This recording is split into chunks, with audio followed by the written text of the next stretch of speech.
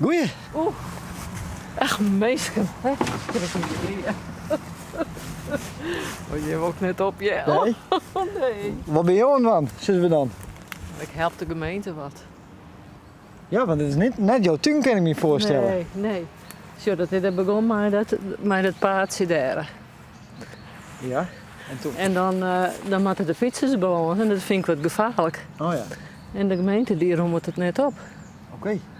Nou, ik Dacht denk, je- ik zou eens even een handje helpen. Juist hem. En je hebt er ook maar een hippe broek bij jongen. Nou ja, dat is me wel gewoon aan. Ja? Ja. Net een speciale tuinbroek of zo? Nou, soms wel, maar ik denk dit valt wel wat aan.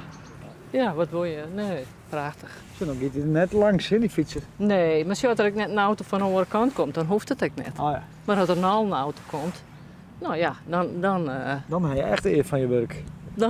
kijk ik het zien. Ja. Ja, ja. Wil je net even een opname meisje van je poster achter op de auto? Van jouw poster op de auto? Ja.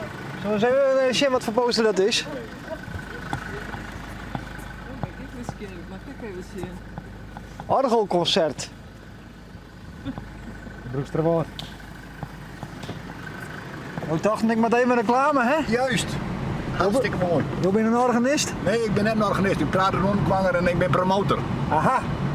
Dus ja, dan doe je je werk goed, hè? Zo Ja, is nou, het. maar, ja, nou, dus hartstikke mooi. Breng het er maar even op. Ja. Dat is genoeg. Hey, toppie. Joe, hoi. Hoi.